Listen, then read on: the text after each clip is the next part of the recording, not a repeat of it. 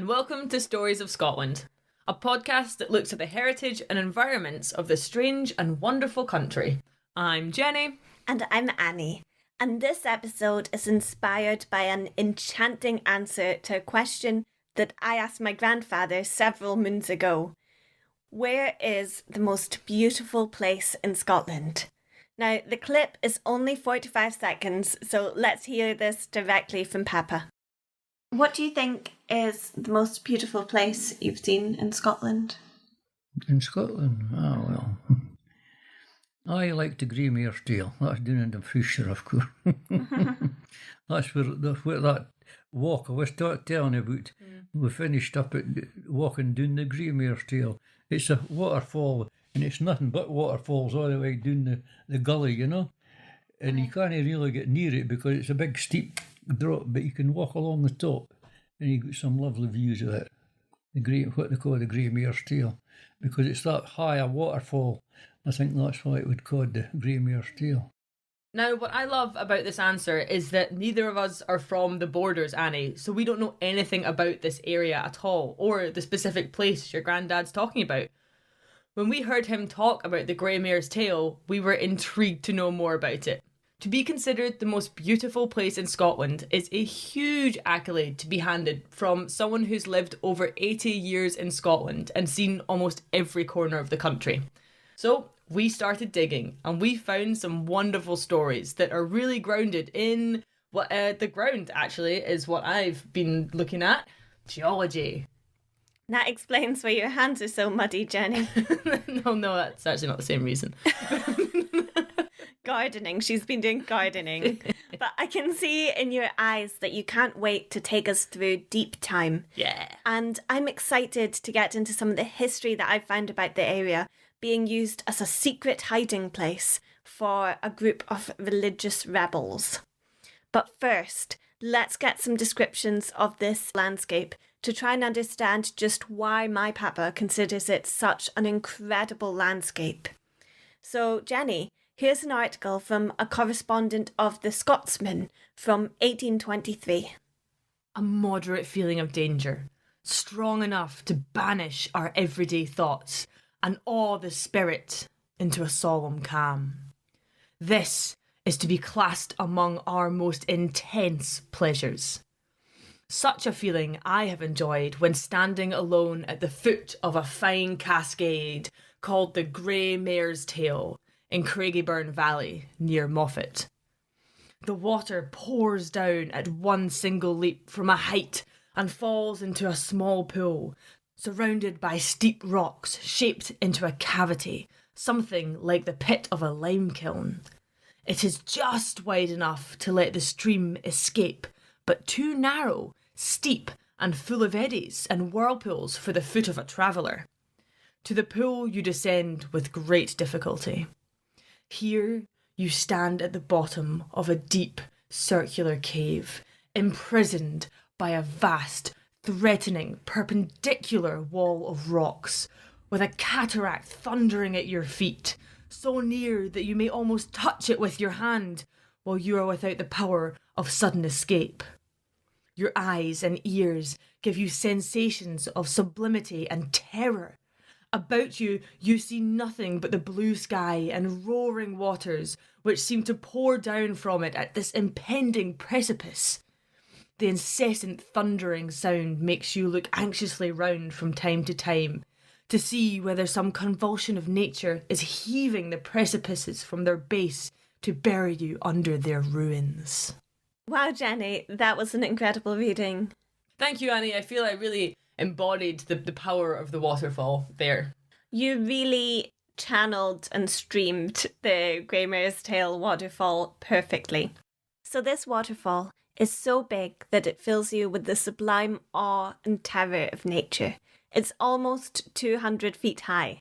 Now there's multiple Grey Mare Tail waterfalls in Scotland, but the most famous one is near Moffat, in my grandfather's birthplace of Dumfries. Yes, and it's also the biggest of the mare's tails in Scotland. At 200 foot high, it's about the same size as the Leaning Tower of Pisa or your average City of Glasgow tower block flat. Do you actually think it looks like a mare's tail, like a horse's tail? Oh, absolutely. You can definitely see where it gets its name from. If you look at it for any period of time, you can see a swishing tail in the wind falling from the massive hind of a huge horse, whipping through the air.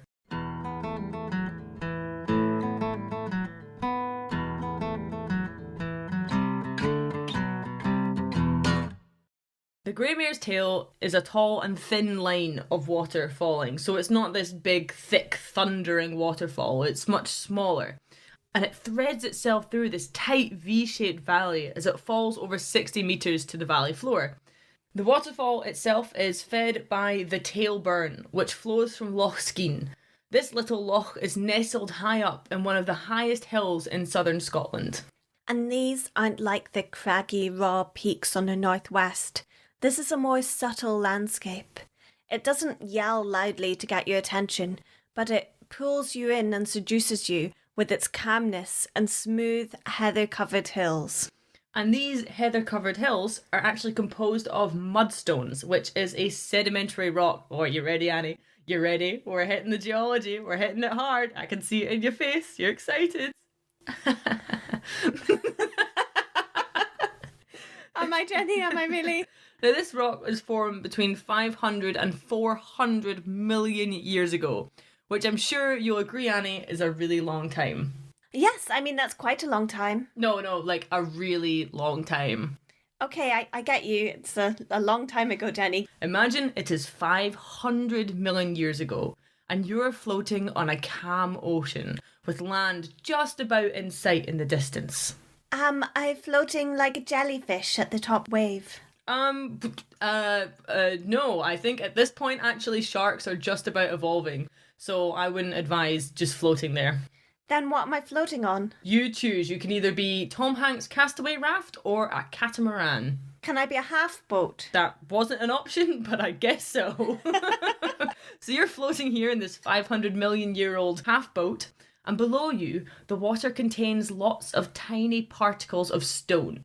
Slowly, over thousands of years, these very fine sediments gradually settle to the bottom of the ocean. Now, down at the bottom of the ocean, there live lots of strange and ancient animals, scavenging for any scraps that fall from above.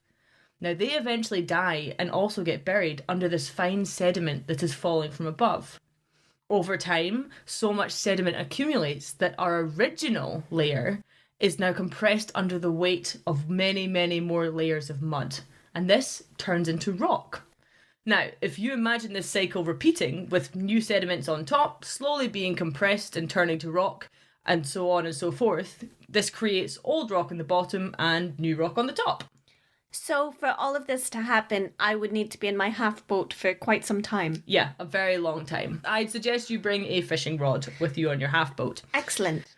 Now, if we snap back to the 1800s, geologists consider this geologic law, this sort of old rock on the bottom, new rock on top. It was one of the cornerstones of their geologic scientific theory, upon which the rest of geology was laid. Like sediments. Exactly, like sediments, Annie, with new theory built on top of old theory. Those theories which were known to be true. Only, what if they aren't true, Annie? What if they're lying? But they do lie, Jenny. They lie in nice flat beds along the ocean floor. Yes. Slowly compressing. You've gone into great detail about just how calm and lying they are. Yes, well, they do lie like that, but what if the theory lies about them? This one major assumption about sediments led to many a geological ground and mind-twisting problem. But to one man, they spoke the truth. One man was able to whisper sweet, sweet nothings to these rocks, and the rock whispered sweet, sweet somethings back. Enter Charles Lapworth. He was a fine fellow indeed. Born in the mid-1800s in Oxford, he was a school teacher, as well as a self-taught geologist and a wonderful beard grower. Can I see his beard? Yes, here's a picture if you just look here. Yeah. Oh wow, that is a splendid beard. It is wonderfully full. One of the finest we have seen, and we see a lot of beards in this line of podcasting. There's one thing about Scottish history, covered in beards. Covered in beards. Now this budding geologist rocked up, and that pun was intended, to the southern Highlands of Scotland with his big swinging hammer, statement, oval spectacles, and a desire to solve some decade-old mysteries. Now, the area that he was in was right next to the Grey Mare's Tail, at a place called Dobbs Lynn. And this whole area was held in the thralls, and I mean the thralls, of one of the most vicious geological wars known to all geologists ever.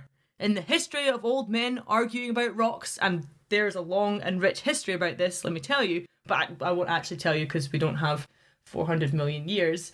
But they love a fight, Annie. What I will tell you is that this fight was called the Cambro-Silurian Controversy, and it was between two old rivals, Adam Sedgwick and Sir Roderick Murchison. This sounds very dramatic. Surprisingly, Annie, they get vicious in this. And they couldn't agree on the boundary between their own favourite pieces of rock, because the area under dispute didn't follow the expected thinking of the day. Now, this led to the two men exchanging many heated words, and one of the careers being all but completely stalled because of it. So here wades Mr. Bearded Geologist, just chipping away at this controversial rock like a man possessed. And he's just like, there's got to be a message here. There's got to be something. Give me a sign I'm on the right track. And bam, the earth answered. There, in front of him, on the very rock in his hand, writing. Well, hieroglyphs. Well, something that looked like hieroglyphs. So much so that their name is actually derived from this very fact. He found graptolites. Yes, so in Greek this literally means written in the rock. Graptolites are a fun little group of fossils composed of various types of strange sea creatures that run along the same veins of life as, think of like sea cucumbers, starfish, and lots of weird looking sea worms. Remember I mentioned the animals dying and falling to the bottom of the ocean? Yes. Yep, they were being compressed under layers of mud. Well, this is them, 400 million years later. And they are the voice of the rock, Annie. And the rock, it whispered, "Hey there, beardy boy. They all think I'm this really basic, easy to read, simple rock. Well, I want you to know, just you, that I am a complex and tricky beast to comprehend. But I think you have the brains, the patience, and the most beautiful beard I have ever seen. So I will show you my secrets, but you'll have to decipher them."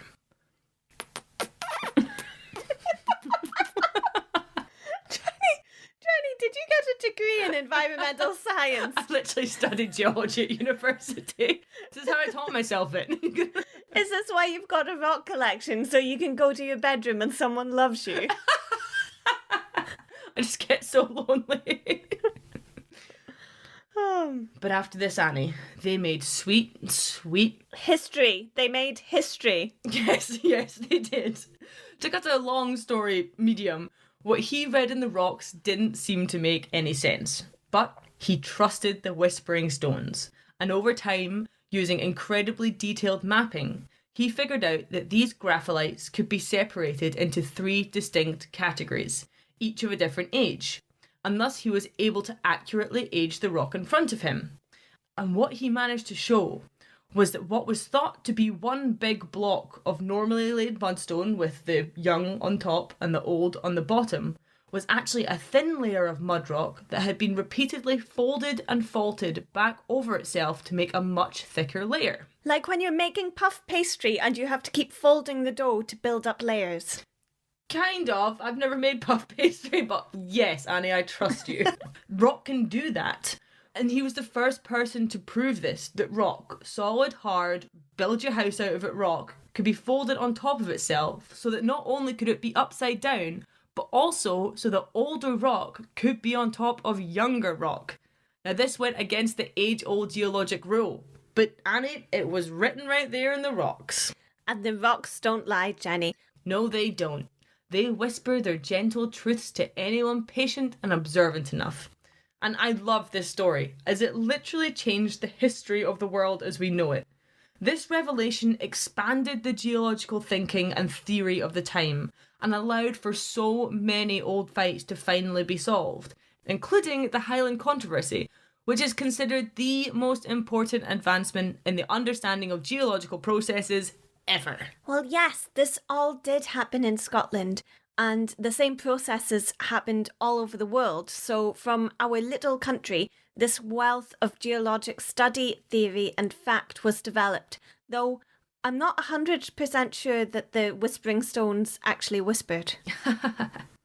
Annie, I can't speak for the rocks. That's their job. But yes. This all came from one man and his beard down by the grey mare's tail, which is truly wonderful.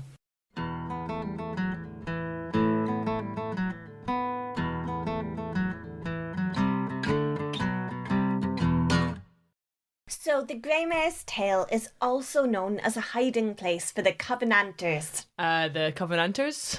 Okay, so in the early 16th century, Scotland is a completely Catholic nation, but this is all about to be shaken up with the Reformation. Ooh, yeah, shake it. Now, this is creating great turbulence and a really dramatic shift because the church was so central to people's everyday life, from welfare to education. Church was the reason that people worked hard and played a role in society for their own salvation. And the Scottish Reformation in the 16th century split the church into Catholic and Protestant factions, creating different church cultures and different ways to pray and worship. The Covenanters are essentially a Protestant group of people who want to worship under a Presbyterian doctrine.